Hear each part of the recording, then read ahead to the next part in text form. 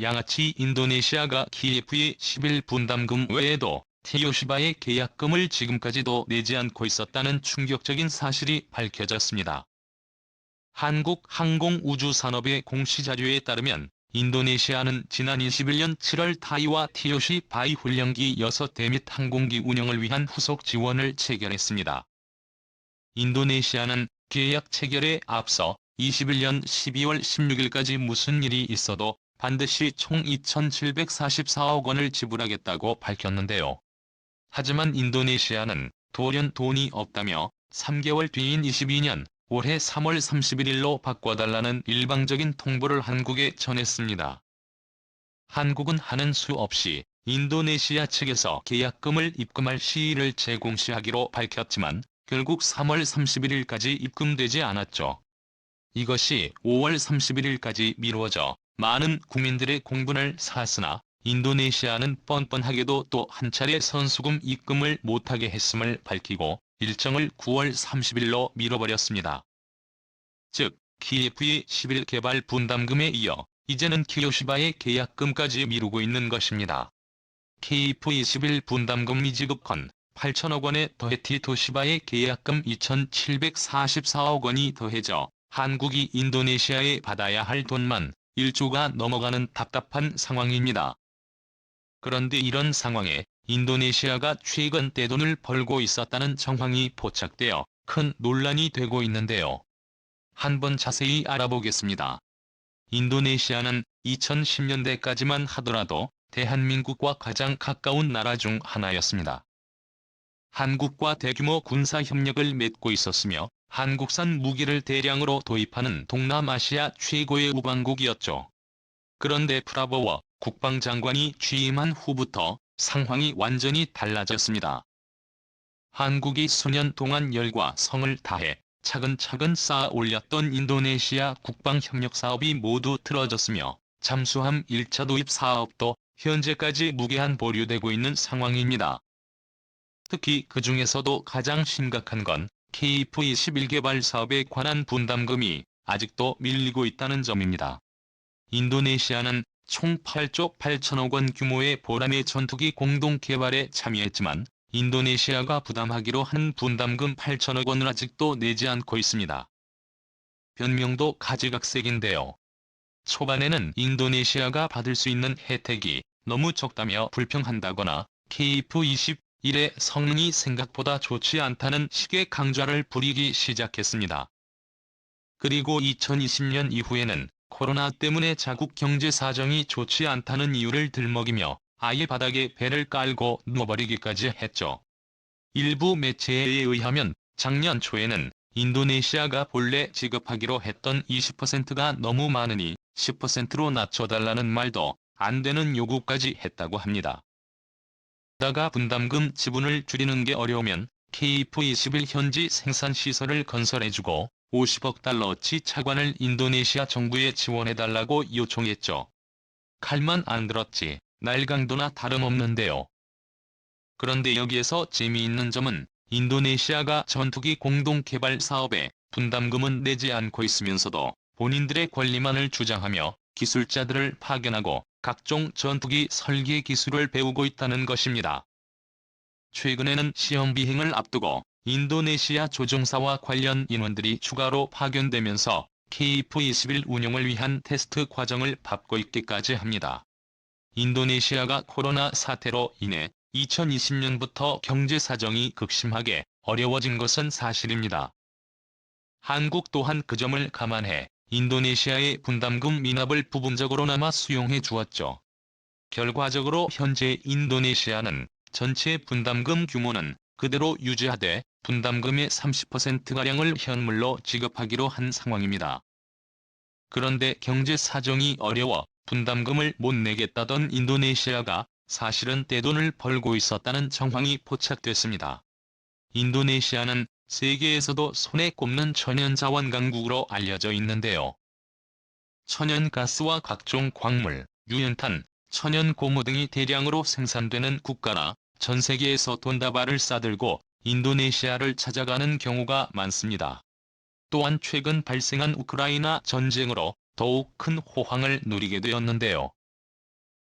러시아로부터 천연가스를 수입하던 유럽 선진국들이 러시아 천연가스 대신 인도네시아에서 생산되는 천연가스를 수입하기 위해 줄을 섰습니다. 이처럼 장사가 잘 되기 시작하자 양아치 인도네시아는 우리 천연자원을 이용하려면 인도네시아에 공장을 지어야 한다라는 말도 안 되는 갑질을 부리기 시작했고, 이에 전 세계 기업들이 눈물을 머금고 인도네시아에 대규모 투자를 단행했습니다. 다음에 현대자동차도 전기차 배터리 생산을 위해 인도네시아의 천연자원이 꼭 필요한 상황인데요. 이에 현대 또한 인도네시아에 자동차 공장을 짓겠다는 협약을 끝마쳤습니다. 뿐만 아니라 전쟁으로 자원 경쟁이 더욱 심화하며 인도네시아 경제에 날개를 달아주었는데요. 특히 러시아에서 대규모로 수출하던 유연탄의 수출길이 막히면서 전 세계 건설 현장에서 시멘트 부족 사태의 골머리를 앓고 있습니다. 시멘트를 생산하기 위해서는 유연탄이 꼭 필요한 상황인데요. 러시아의 유연탄을 대체할 국가로 인도네시아가 떠올랐습니다. 이처럼 천연가스와 유연탄 및 다른 많은 자원이 전쟁 특수를 맞아 팔려나가니 인도네시아로서는 때 아닌 돈방석에 앉는 것이 당연했는데요. 문제는 인도네시아가 이렇게 호황을 맞아 벌어들인 돈을 한국이 아닌 엉뚱한 곳에다가 펑펑 쓰고 있다는 것입니다. 무게동향 추적 사이트인 디펜스 인더스트리 데일리는 인도네시아가 프랑스 다스사와 맺은 라팔 전투기 도입 관련 문서를 공개하며 이를 대서특필했는데요. 이 과정에서 인도네시아가 36대의 라파엘 도입에 관한 모든 합의가 이미 이루어졌으며 상금까지 모두 지불한 것으로 밝혀졌습니다. 매체에 따르면 인도네시아와 프랑스는 21년 12월에 발효 계약을 체결했다고 하는데요. 상금이 지불되어야만 문서에 발효 표시가 된다는 것을 생각해보면 이미 작년 12월에 모든 금액을 지불한 것으로 전문가들은 보고 있습니다. 즉 한국에 줄 돈은 없어도 라파엘 살 돈은 있었다는 것인데요. 실제로 몹시 공교롭게도 작년 12월은 인도네시아가 한국의 티오시바에 계약금을 내야 했던 시기와 맞물립니다. 하지만 결과적으로 라팔에 대해서는 발효 표시가 적힌 반면 한국은 그때부터 지금까지 무려 3번이나 계약금 지급이 밀려버린 상황입니다. 처럼 한국을 대놓고 기만하는 인도네시아의 태도에 우리 국민들의 분노는 걷잡을 수 없이 커진 상황이었는데요. 이런 상황에서 인도네시아가 5월까지 납부하기로 한 티오시바이 훈련기에 대한 계약금 지급이 또 한 차례 지연돼 9월까지로 밀리니 우리 입장에서는 복장이 터질 수밖에 없었습니다. 인도네시아는 2011년부터 도입해 운영하고 있었던 티오시바이 훈련기 16대를 경공격기로 개량하기 위해서 2018년 레이더와 기관총 시스템을 장착하기 위한 개량 사업을 진행했는데요. 여기에 크게 만족한 인도네시아 국방부가 추가로 한국에 6대를 도입하겠다는 의사를 밝히며 2,744억 규모의 계약이 체결된 바 있습니다. 지난 21년 7월부터 계약금을 미룬 것만 벌써 3번째인데요. V11 분담금을 미루고 있는 상황에서 티우스바이 훈련기 계약금까지 대놓고 미루고 있을 뿐 아니라 다른 나라에는 돈을 펑펑 쓰고 다니는 것은 한국을 과시하며 한국과의 계약 관계를 전혀 중요하게 생각하지 않는다는 외교적 결례나 다름없습니다. 그런데 인도네시아의 기만은 여기서 끝난 게 아니었습니다. 인도네시아는 라팔 전투기 도입 계약을 확정한 이후 프랑스와 추가 도입 사업을 추진 중에 있을 뿐 아니라 미국과 접선해 36대 이상의 F-15 전투기를 도입하겠다고 밝혔는데요. 실제로 인도네시아 현지 매체들은 인도네시아 공군 참모총장이 미국과 담판을 짓기 위해 미국 국방부를 방문해 미 공군 참모총장과 F-15X 구매를 논의했다는 보도를 대서특필해가며 쏟아냈습니다.